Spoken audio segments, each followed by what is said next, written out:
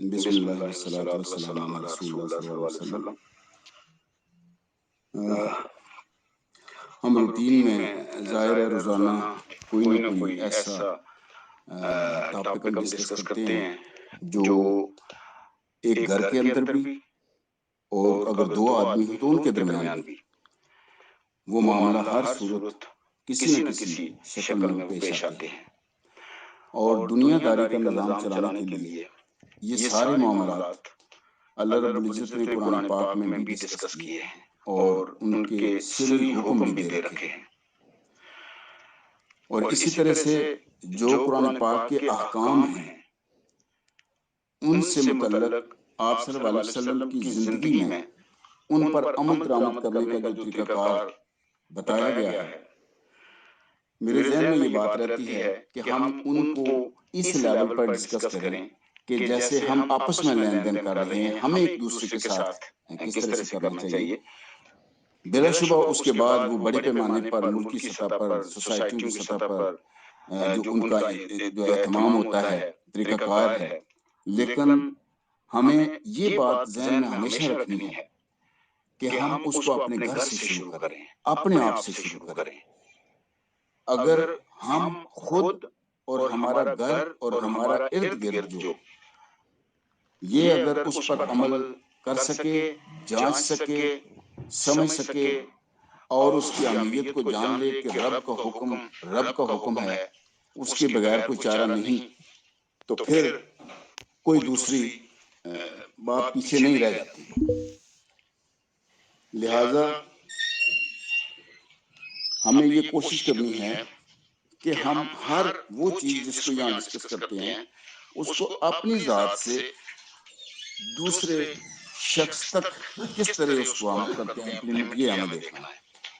اچھا، آج جو ہم دیکھتے ہیں اسی کے ساتھ جیسے کل ہم نے قرض کی بات کی کہ قرض کے احکام قرآن میں کیا ہیں، آپ صلی اللہ علیہ وسلم کا کیا حکم ہے، ہم ان کو کس طرح سے دیکھ رہے ہیں اور ہماری سوسائٹی میں لوگوں کا قرض کے اوپر کیا اعتبار ہے۔ اسی کے ساتھ ہی قرآن پاک میں بڑے احکام ہیں جو ودیت کے بارے میں، امانتوں کے بارے میں، امانت کے بارے میں ہیں کہ کس کے پاس امانت رکھی جائے، کب امانت رکھی جائے، کون امانت رکھ سکتا ہے، کون امانت نہیں رکھ سکتا۔ یہ قرآن پاک سے ہمیں دیکھنا ہے اور پھر آگے آپ صلی اللہ علیہ وسلم کی زندگی سے اس کو دیکھنا ہے کہ کس طرح سے پریکٹائز کیا ہے، کیا حکم ہے، اور پھر ہم اس کو آگے دیکھتے ہیں کہ ہم کہاں کھڑے ہیں۔ قرآن پاک میں رب کریم کا جو ارشاد ہے کہ اگر تم میں سے کوئی شخص دوسرے پر بھروسہ کر کے اس کے ساتھ کوئی معاملہ کرے، اب یہ الفاظ بڑے غور طلب ہیں قرآن کے کہ اگر تم میں سے کوئی شخص دوسرے پر بھروسہ کر کے اس کے ساتھ کوئی معاملہ کرے تو جس پر بھروسہ کیا گیا ہے اسے چاہیے کہ امانت ادا کرے اور اللہ رب العزت اپنے رب سے ڈرے۔ یہ تو ایک بات آ گئی، پھر مزید حکم ہے کہ جسے امانت دی گئی ہے اسے چاہیے کہ امانت ادا کرے۔ پھر اور حکم ہے کہ اللہ رب العزت تمہیں حکم دیتا ہے کہ امانتیں ان کے مالکوں کو ادا کرو۔ یہ تو تھے قرآن پاک کے احکام، اس کے علاوہ بھی قرآن پاک میں بہت سے احکام ہیں۔ سورہ دخان میں 5 آیات ایسی ہیں جن میں آپ صلی اللہ علیہ وسلم کے بارے میں کہا گیا ہے، انبیاء کے بارے میں، کہ یقیناً آپ کو امانت دار بنا کر بھیجا گیا ہے، یعنی رسول ہیں ہی امین، اور کس کی؟ اللہ رب العزت کے۔ اور اس کا مطلب یہ ہوا کہ امانت جو ہے، ودیت جو ہے، یہ تو حاکم سے شروع ہوتی ہے اور گھر کے آخری فرد تک آتی ہے۔ سلطنت کا سربراہ جو ہے وہ بھی آمین ہونا چاہیے۔ قرآن کی ساری آیات اس پر دلالت کرتی ہیں کہ سربراہ اگر امین ہے تو پھر لوگوں کے حقوق محفوظ ہیں، ان کی چیزیں ان تک پہنچتی رہیں گی، معاشرہ اپنے حقوق مانگے گا نہیں، بلکہ جس کے پاس امانت ہیں وہ اس امانت کو ان تک پہنچاتا رہے گا۔ حکمران پر بھی بھروسہ کیا جاتا ہے، جیسے رب کریم نے فرمایا کہ تم میں سے کوئی شخص دوسرے پر اگر بھروسہ کرے تو اس کے ساتھ کوئی معاملہ کر لیتا ہے تو پھر اسے چاہیے کہ امانت ادا کرے۔ اسی طرح اگر آپ دیکھیں تو اس حکم کے بعد آپ صلی اللہ علیہ وسلم نے اس کے اوپر فرمایا کہ جس نے تجھے امین جانا اس کو امانت ادا کر، اور جو تیرے ساتھ خیانت کرے تو اس کے ساتھ خیانت نہ کر۔ یہ بات بڑی قابل غور ہے کہ جو امین جانے اس کے ساتھ تو وہ کرو، لیکن جو امین جو خیانت کرے اگر کوئی آپ کے ساتھ تو پھر ہمیں حکم نہیں ہے کہ ہم اس کے ساتھ خیانت کریں۔ ودیت یعنی کوئی جس کے پاس امانت رکھی جائے، ودا مودو میم واو دال عین عربی کا لفظ ہے، اسی سے ودیت۔ تو اس طرح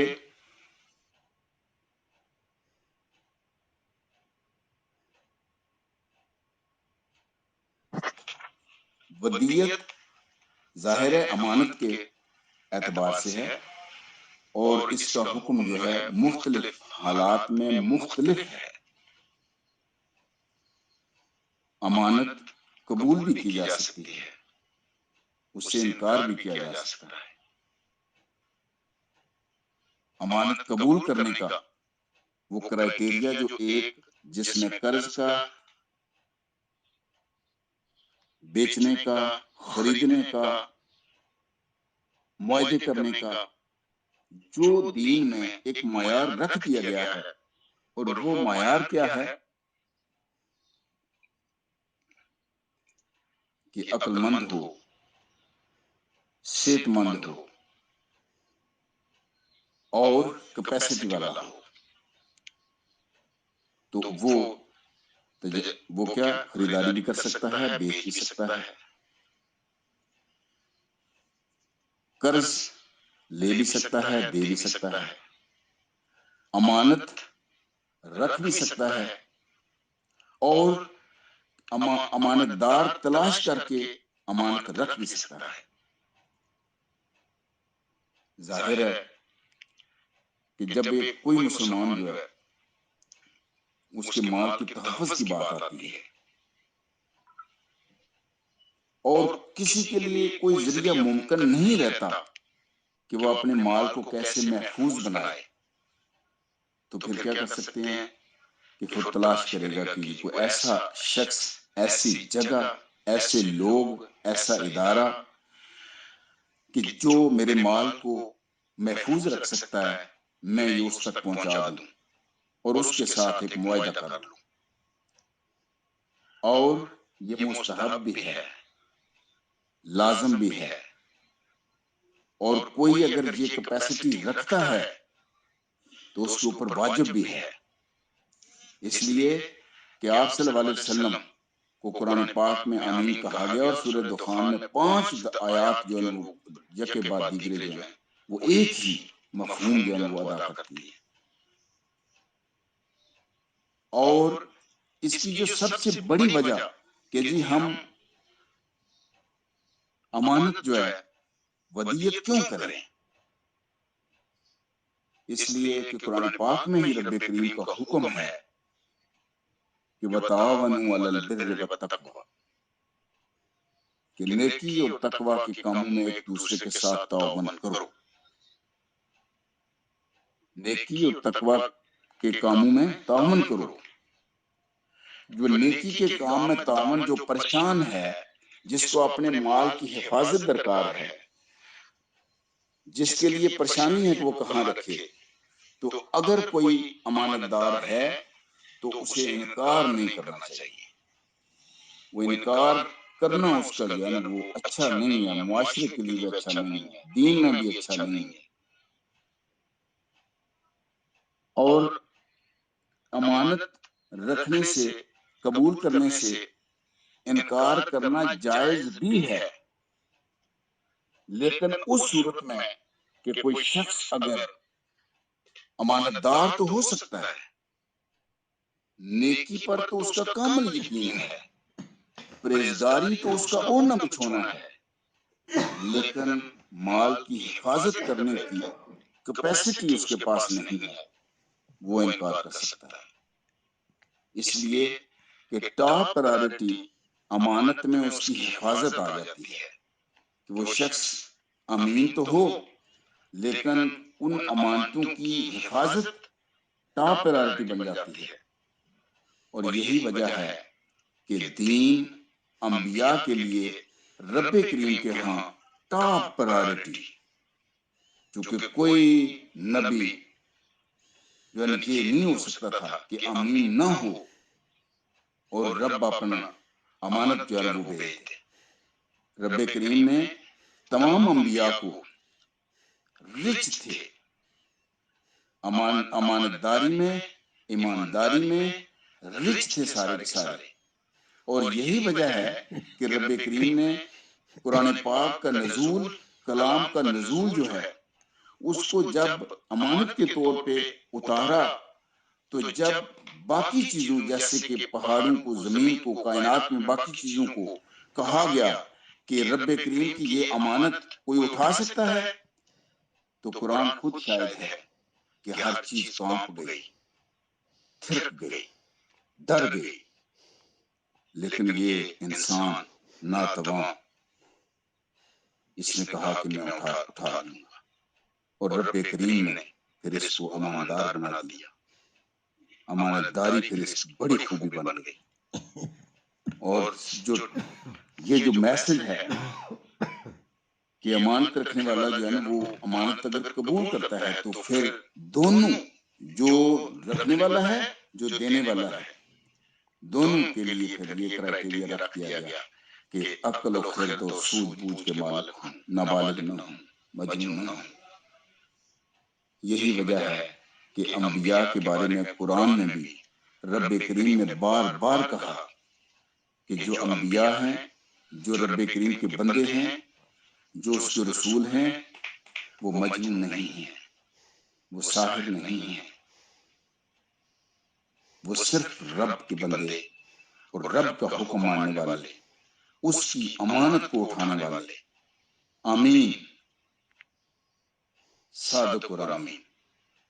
تو یہ جو امین کا لفظ ہے،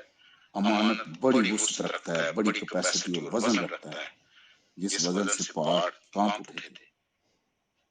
اسی لیے کہا گیا کہ یہ خوبیاں رکھنے والے صرف لوگ آگے آئے، ہر کوئی آگے نہ بڑھے۔ کیپیسٹی، امانت کے جو ایک بڑا پہلو ہے اس کا کہ اگر کوئی امانت رکھ دی جائے اور وہ امانت ظاہر ہے، جب رکھتے ہیں تو ضائع ہونے کا بھی ڈر ہو سکتا ہے، مسئلے ہو سکتے ہیں، تو اگر ضائع ہو جاتی ہے تو پھر جو مودع یعنی ودیت جو ہے کہ جس کے پاس امانت رکھی گئی ہے وہ ضامن نہیں ہے۔ یہ بڑا نکتہ ہے کہ وہ ضامن نہیں ہے، لیکن ایسی صورت میں کہ جس کے شواہد ہوں کہ اس نے کہیں ظلم، اپنی غلطی، اور ظلم سے مراد یہ ہے کہ اپنی اقدار کو اندھیرے میں رکھ کر، سپریس کر کے کسی کا مال کھا جانا، ظلم ہے۔ کہ اگر کوئی اماندار جو ہے وہ اگر اس طرح سے اور اپنی غلطی اور لاپرواہی کی وجہ سے اگر وہ کرتا ہے تو پھر بالکل پھر وہ ضامن۔ لیکن آپ صلی اللہ علیہ وسلم کا فرمان کیا ہے کہ جس کو امین جانا گیا اس پر ذمہ نہیں ہے. یہ نہیں ہے کہ اس کو چٹی پڑے، اس کو جرمانہ پڑے، لیکن اگر ثابت ہو جائے تو پھر ہے کہ جی اس کی غلطی ہے، اس کی حکمت عملی اور اس کی لاپرواہی کی وجہ سے ہے یا اس کے لالچ کی وجہ سے یہ امانت ضائع ہوئی ہے. یہ بڑا کمال کا، اور اس کو دارقطنی میں کہا گیا ہے. لیکن ودیت کے اوپر جو اکثر جو احادیث ہیں ان کے اوپر زیادہ اتفاق جو ہے وہ میں نے بھی دیکھا کہ وہ نہیں ہے. کہیں نہ کہیں اس کو ہم دیکھتے ہیں. آگے میں آپ کے سامنے ایک رکھوں گا، ایک میری نوٹس میں تھی. پھر یہ ہے کہ امانت دار صرف ایسا شخص ہو سکتا ہے جو صرف اس وجہ سے امانت نہ رکھے کہ اس سے کوئی منفعت لے گا، اس سے کوئی پرافٹ حاصل کر لے گا یا اس سے کوئی اپنا کام چلا سکے گا. ہاں البتہ یہ اور بات ہے کہ کوئی شخص امانت رکھنے والا خود کہے کہ آپ اس سے یہ منفعت اٹھا سکتے ہیں، میری اجازت ہے، ادروائز ایسا نہیں کیا جا سکتا. لیکن اگر امانتوں میں کبھی اختلاف ہو جائے تو ظاہر ہے جس کے پاس امانت رکھی گئی ہے اس کی بات کا اعتبار قسم کے ساتھ ہوگا. لیکن اگر جس کی امانت ہے اگر وہ کوئی ڈاکومنٹ پروڈیوس کرتا ہے جس سے ثابت ہو جاتا ہے کہ جو جس کے پاس رکھی گئی ہے وہ غلط بیانی کر رہا ہے، وہ کو دھوکہ دینا چاہتا ہے، گمراہ کر رہا ہے، جھوٹ بول رہا ہے، یہ بھی تو ہو سکتا ہے. کہتے کون سی امانت وہ کس کو دی تھی، میں تو جانتا نہیں آپ کو. تو پھر وہ کوئی ڈاکومنٹری پروف ہوگا تو پھر وہ اس کی بات مانی جائے گی. ورنہ جس کے پاس رکھی ہے وہ اگر قسم اٹھا لیتا ہے وہ جھوٹی بھی ہو تو وہ ماننی پڑے گی. یہی وجہ ہے کہ مالی معاملات میں خاص طور پر رب کریم نے قرآن پاک میں اس قدر باریکی کے ساتھ یہ کہہ دیا ہے کہ جب لین دین کرو، امانتیں رکھو، قرض اگر کوئی دیتا ہے تو اس کا باقاعدہ لکھ لیں. اور جو علم والا ہے اس کے اوپر قرآن نے لازم کیا ہے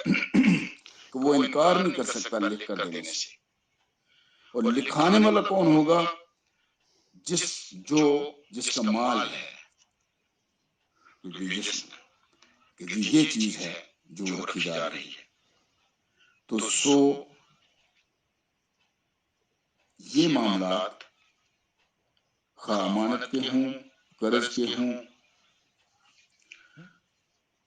یا تجارت کے ہوں، خرید و فروخت کے ہوں، اس کے اوپر ڈاکومنٹ کا ہر جگہ میں نے جہاں پڑھا ہے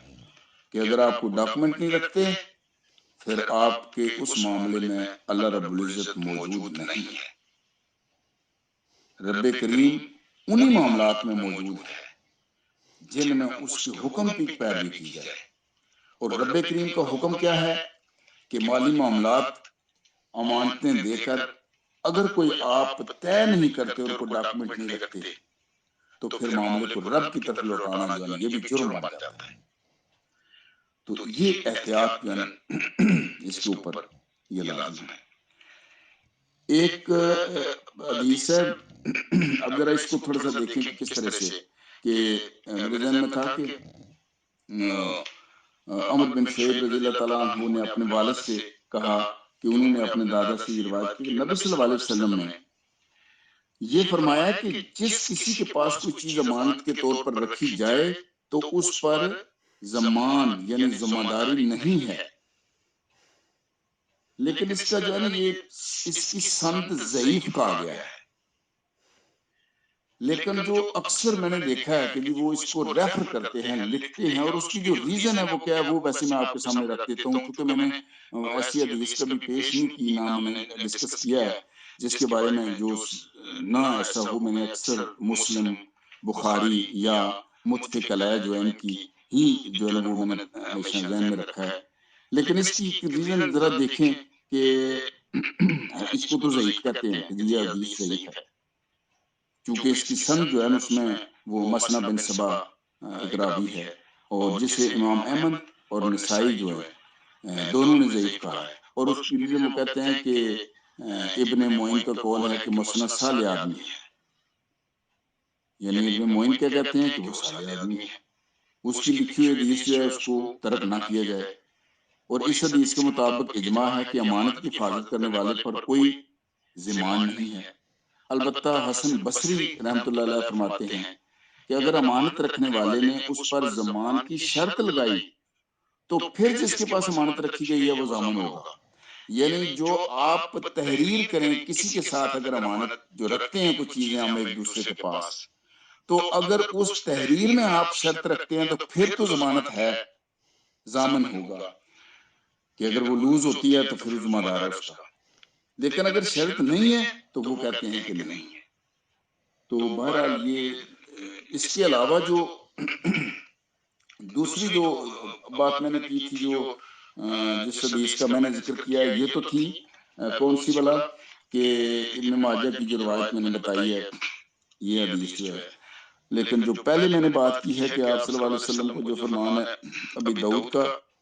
وہ بھی ہے، اور وہ کیا تھا کہ جس نے تجھے امین جانا اس کو امانت ادا کر، اور جو تیرے ساتھ خیانت کرے اس کے ساتھ خیانت نہ کر، اس کو درست کہا۔ یہ تو ٹھیک ہے، ضمان کے حساب سے جو ہے نا وہ سب کا اجماع یہ ہے کہ اگر معاہدے میں شرط ہے تو پھر ٹھیک ہے، اگر معاہدے میں شرط نہیں ہے تو پھر یہ نہیں ہو سکتا، پھر وہ ذمہ دار نہیں ہوگا۔ تو یوں ہمیں اپنے مالی معاملات یا کوئی چیزیں اگر ہم کہیں کسی کے پاس امانت کے طور پہ بھی رکھیں تو ہمیں وہی جو اقتدار جو رکھی گئی ہیں رب کریم کی طرف سے، جو احکامات ہیں قرض کے لیے، جو احکامات ہیں ہمارے